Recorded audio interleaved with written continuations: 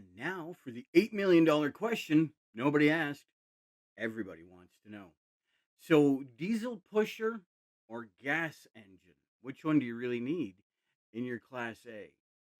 And it's not just a Class A, it's what do you really need in any RV, any van, anything? What do you need? Diesel or gas? It's a really common question. And the number one thing is going to be price. The number two thing is going to be performance. So, what do you need? If you're on a budget, go gas. If you need the performance, well, it depends. It depends on performance. You see, what happens, I've got a gas engine, right? Brilliant, fantastic, very inexpensive, wonderful to have on the flats. In the mountains, it is garbage. It is hot garbage because a gas engine doesn't give you the performance that you need when it comes to the big hills. You just don't have it. The gas engine is garbage. So when it comes to mountains, you need the diesel engine. You need that extra torque. You need that extra vroom. You need that.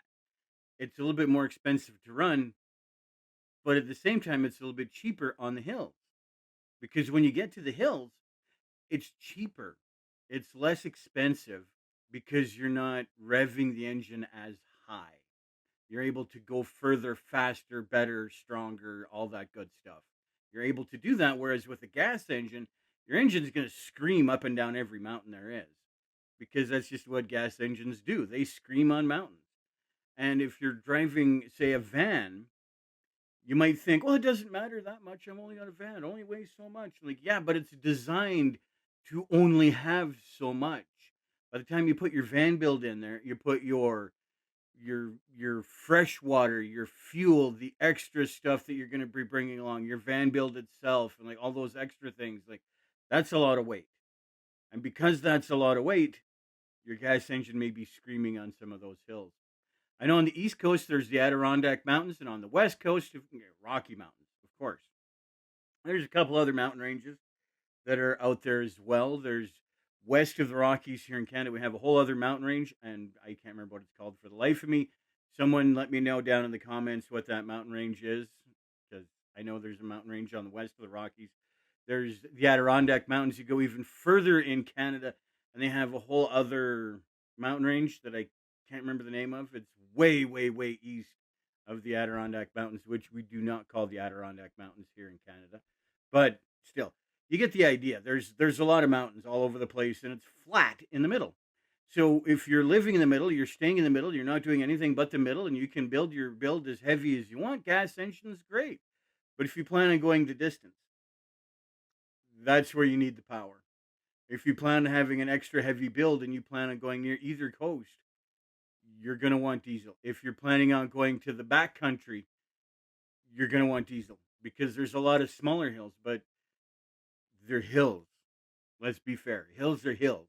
Mountains are mountains, but hills are still going to be a tax on your engine.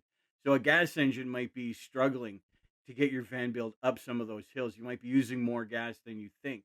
So that's where diesel comes in as a great alternative.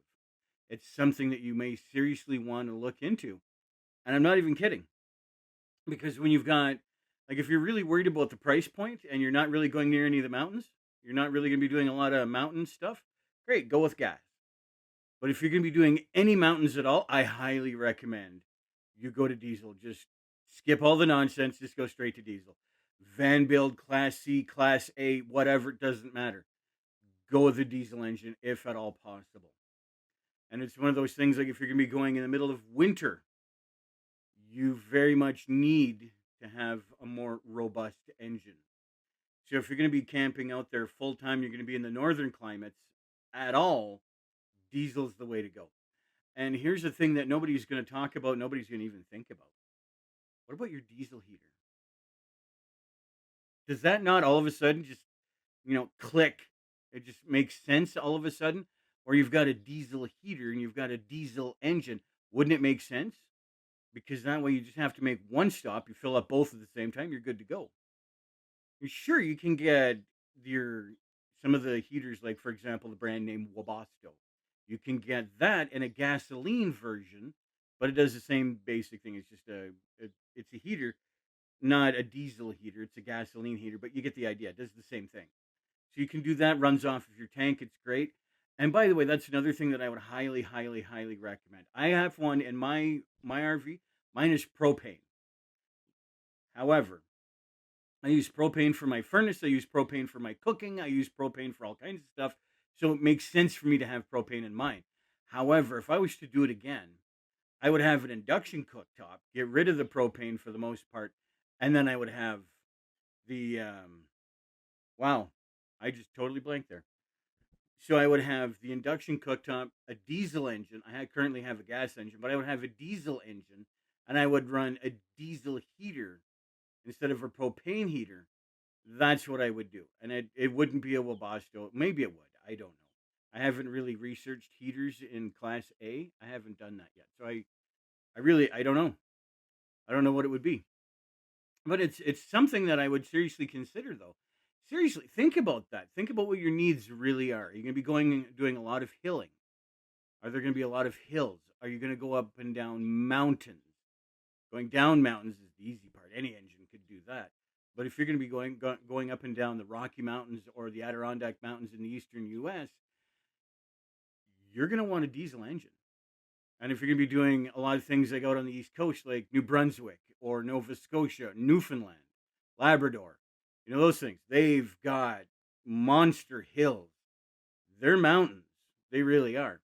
And you're going to want to have a wonderful diesel engine to bring you up and down those hills. You're going to want that. I say down as well because you can, with some diesels, some of the engines, you can actually get a diesel engine brake. And the engine brake, what it does is it misses every so many cylinders, and it does it intentionally and makes a heck of a racket. It really does. It's a huge racket. However, it slows you down without you having to put your foot on the brake. So it saves your brake. So if you've got a bigger rig like mine, or even bigger, and you have a diesel engine brake might be something to consider. I'm not necessarily a huge fan of them because they make so much noise. However, it might be an idea. So again, it's something to look into, something to think about. Do your research. Really, do your research. Don't just take my word for it. Get out there, do some research, look some stuff up. Don't just go to Chat GPT. I mean, we all do, but don't just go there. Do some more in-depth research. And it's one of those things. You will figure it out, you'll find out, and you'll be able to do all kinds of great and wonderful things. And it's going to be fantastic and fun. So the big thing, find an engine that works for you. For me, it was affordability. That's honestly what it came down to, was affordability. I couldn't afford a diesel pusher. They were substantially more.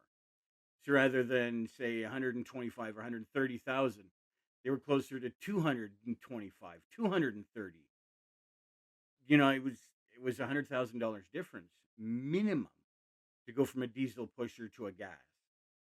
So the gas engine, which is right up front, a little bit more road noise, a lot of blah, blah, blah, and a lot of things going along with it. But it was cheaper. So that's why I went in that direction. Anyway, you tell me down in the comments. Let me know down below. What is it you prefer? Do you prefer a diesel pusher? Do you think that's a great idea? Do you have a diesel pusher?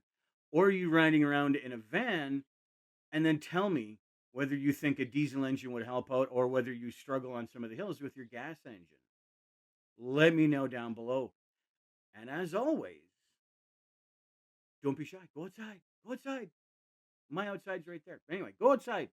Worst case scenario, a bear kills you. Short of that, you're doing fine. We'll talk to you soon. Take care.